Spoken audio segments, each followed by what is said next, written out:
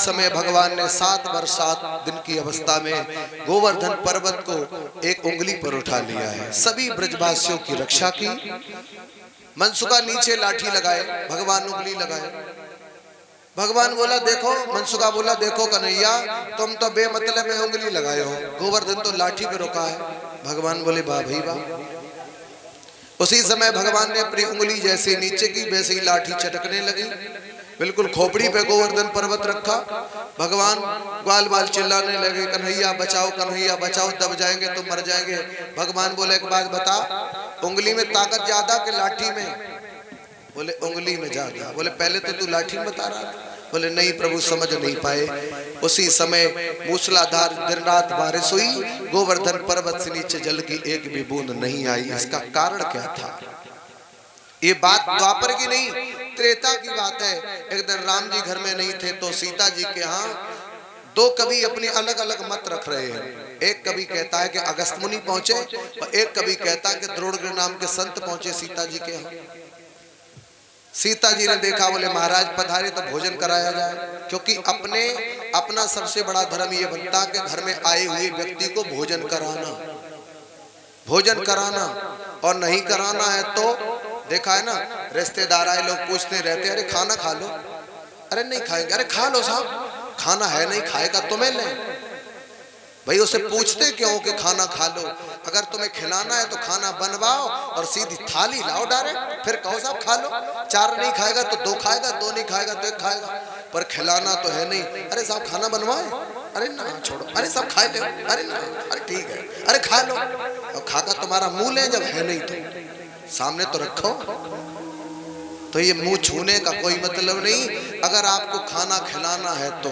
और एक बात और है विकास भाई, कुछ लोग ऐसे होते हैं होशियार, लोग भी खा जाएं उधार से बच जाएं। रिश्तेदार का तुम पेट भरना चाहते हो तो भर जाएगा, तुम सोचो ये आधे पेट रहे तो आधे पेट रहेगा। कैसे मालूम? रिश्तेदार का अगर पेट भरना है तो वो तो भूखा, तुमने तो भी खा लिया। रिश्तेदार के साथ बैठ जाओ और थोड़ा थोड़ा कभी कभार खाते जाओ और बातचीत करते रहो, तब तक वो 10-5 रोटी खींच जाएगा। धीरे धीरे उसके साथ ही खाओ। और अगर तुम्हें उसे भरपेट भोजन नहीं कराना है तो उसी के साथ बैठ जाओ और जल्दी जल्दी 2 रोटी खाओ। और घर वाले कहें एक और ले लो, कहीं हमका दानी है कि 15-15 रोटी खाए जाए, 1-2 रोटी बहुत, तो तुम 2 खाओगे, रिश्तेदार ज्यादा 3 खा के पानी पी लेगा। तो खिलाने वालों के दिल बड़े होते, कब सीधा खाना रहा कहो नहीं खाओ। तो अगस्त मुनि पधारे, सीता जी ने उसी समय भोजन बना के दिया। बनाती पड़ोसती सुबह से शाम हो गई और पर संत जी का पेट नहीं भरा। शाम को राम जी आए, राम जी ने पूछा महाराज भोजन हो गया? संत जी बोले अभी तो नाश्ता नहीं हुआ, तुम भोजन की बात कर रहे हो। राम जी रसोई में लगे, भोजन बनाया, पूरी रात भोजन और दिन का संत जी खा गए पर पेट नहीं भरा। राम जी समझ गए, अंतिम भोग बनाया, उस भोग में तुलसी के पात्र डाले हैं और तुलसी के पात्र डाल करके जैसे ही भोग दिया, संत की भूख पूरी हो गई। हमारे धर्म में केवल गणेश जी को तुलसी नहीं लगती है, बाद बाकी हर किसी देवी देवता के भोग में तुलसी आप लगा सकते हैं। भोग लगाया, तुलसी के पात्र डाल के संत जी की भूख पूरी हो गई। राम जी बोले साहब मुझे क्षमा करो। बोले संत जी बोले पानी पिलाओ। राम जी बोले साहब हम त्रेता में मर्यादा में हूँ, हम कहाँ से पानी लाएं?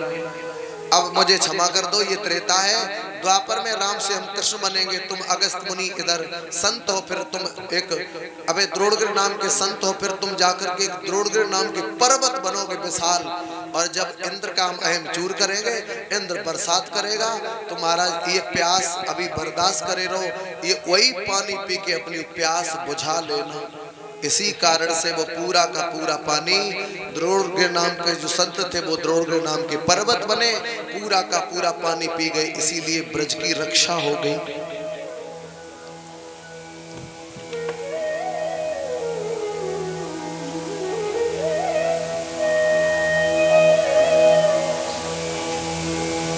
और ये इसी बीच में है 201 रुपए हमारे करीब आए हैं। और अजीत यादव की तरफ से जो हमारे डॉक्टर श्री चंद्रपाल यादव जी के पुत्र हैं, उनकी तरफ से ये 201 रुपए भगवान के चरणों में बैठ के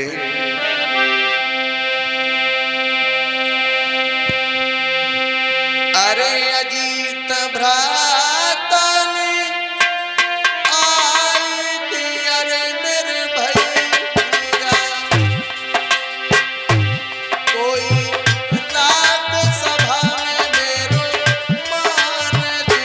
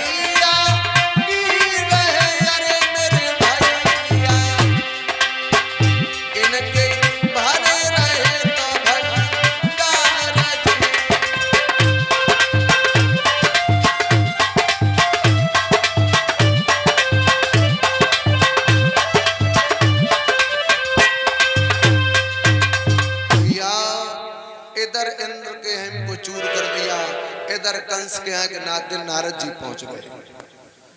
कंस से कहा तुम इतने टेंशन में, कितने मोटे ताजे थे सब सूख गए। कंस बोला क्या करें, वो काल निकल गया, उसकी टेंशन में हम दुखी हैं। एक काम करो, ना हंसिया दूर ना पड़ोसी की नाक खूब काटो, अपने यहाँ धनुष यज्ञ का अनुष्ठान रचाओ और जिसमें बलराम कृष्ण का आना निश्चित कर दो। बोले तो चिट्ठी लेके कौन जाएगा, बोले घर का भेदी लंका ढाए, अक्रूर जी को भेजो, रिश्तेदारी का मामला थोड़ा चलाएगा, उसी बहाने उसका काम खत्म कर देंगे। पत्र लिखा, अक्रूर जी को दिया, अक्रूर जी ने पत्र ले जा करके बाबा नंद को दिया।